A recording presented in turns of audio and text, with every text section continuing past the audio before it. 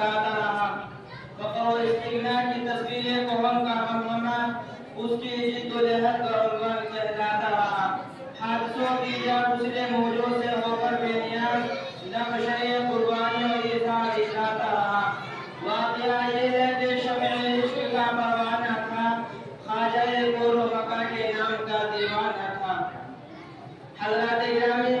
19ویں صدی عیسوی میں جب انسانیت ہر طرف سے رکھی جا رہی تھی پرچم اسلام سر نگو ہو رہا تھا باطل کی لہریں حرم کی دیواروں سے ٹکرا رہی تھی کفر اسلام کے مقابلے میں علم مبارز کا نعرہ لگا رہا تھا تو 1668 میں جنم لینے والا اخلاص کے تاج محل میں سب سے پہلے زانو تلم مستحق کرنے والا فرزند ذوالفقار حجت الاسلام کا شاگرد رشید فرمان خدا وجاہدوا فی اللہ حق جہادی اور ارشاد رسول لما ولم يبدو ولم يحدث به نفسه ما على شعبة من نفاق وسامنے رکھ کر پھرنگیوں کی مبارزت پر لبے کہتے ہوئے میدان میں کود پڑا اور انگریزوں کے خلاف جو انقلابی تحریک حضرت شاہ عبد العزیز محدث دہلوی نے چلائی تھی سید احمد شہید اور حجت الاسلام کے بعد اس کی کمال سنبھالی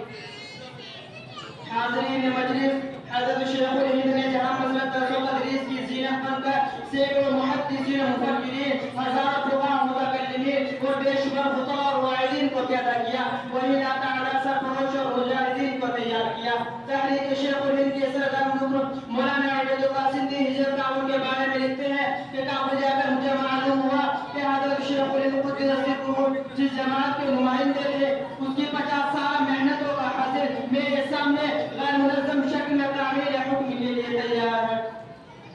سامعین بوقار 1857 کی ناکامی کے بعد بڑے بڑے علماء اور مشائخ چونکہ نا امید ہو چکے تھے اس لیے حضرت شیخ الہند نے استخلاص وطن کے لیے اپنے تلامذہ اور متوسطین کو تیار کرنا شروع کر دیا اور میدان عمل میں قدم رکھنے سے پہلے ان کے دلوں میں یہ بات راسخ کر دی کہ دارالعلوم کا فضل صرف و نحو منطق و فلسفہ تفسیر و حدیث فقہ و فتاوی کا مرکز نہیں بلکہ یہ ادارہ باہمت اور افراد کی تیاری اور 1857 کی ناکامی کی تدابیر کے لیے قائم کیا گیا ہے یہی وہ مقصد تھا جسے کبھی تو آپ کو باحوصلہ افراد کی تنظیم و تشکیل کے لیے 1878 میں سماعت و تربیت نامی انجمن قائم کرنے پر مجبور کیا تو کبھی اسی سلسلہ الصاحب کو مزید مستحکم کرنے کے لیے 1909 میں جمعیت الازہر کی بنیاد ڈالنے پر آمادہ کیا تو کبھی انگریز تعلیم یافتہ نوجوانوں کو قرآن سانچے میں ڈالنے اور دردمندانہ حریت کے اطمینان کے لیے نظارت المعارف القرآنیہ کے نام سے ایک عظیم تربیت گاہ کی تحقیق ڈالنے پر آمادہ کیا جن سب کا مقصد صرف اور صرف ایسے سرگرم اور جانباز افراد کو تیار کرنا تھا جو انگریز حکومت کا تختہ پلٹ دے سامعین مکرم 1914 میں جنگ عظیم کے چھڑ جانے کے بعد حضرت شیخ الہند نے اپنے مقاصد کو عملی جامہ پہنانے اور سرحدی قواعد کو منظم کرنے کے لیے مولانا سیف اللہ وحیدان صاحب کو ایک پیغام بھیجا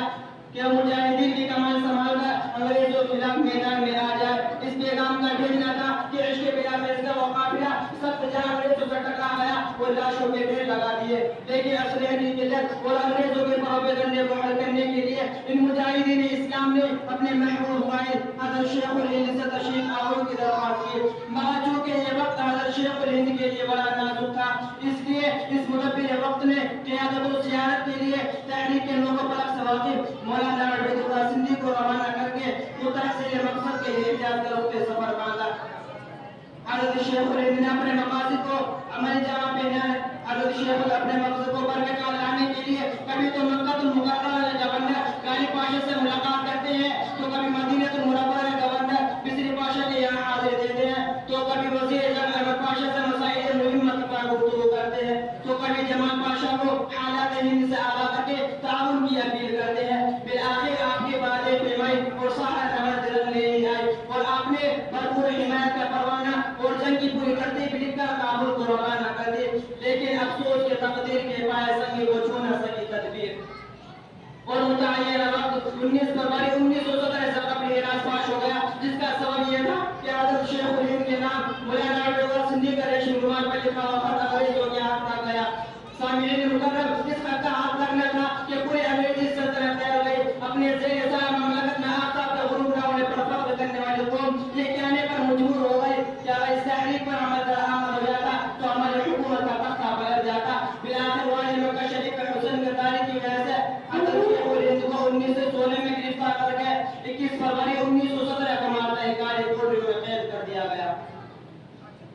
ملت اسلامیہ کے چینلوں، اب آپ یہ سوچ رہے ہوں گے کہ یہ مرد مجاہد قید مالٹا کی وجہ سے سست پڑ گیا ہوا، انگریزوں کے خلاف زبان کھولنے کی ضرورت ہمت ختم ہو گئی ہوگی، انگریزوں نے ڈر کر ان کو چیلنج کرنا چھوڑ دیا ہوگا۔ نہیں نہیں، ہرگز نہیں، بلکہ مجاہد شریف جب آپ جو 1920 کو ممبئی کے ساحل پر قدم رکھتا ہے تو شاید تو رحیم کی زبانی انگریزی پالیسی کو سن کر شیر وفا کی طرح دہاتے ہوئے اپنے احساسات و جذبات کا اظہار یہ کرتا ہے کہ جب تک میرے جسم میں روح باقی رہے گی میں انگریزوں کے خلاف لڑتا رہوں گا۔ یہ وہ نشہ نہیں جسے توشی اتار دے۔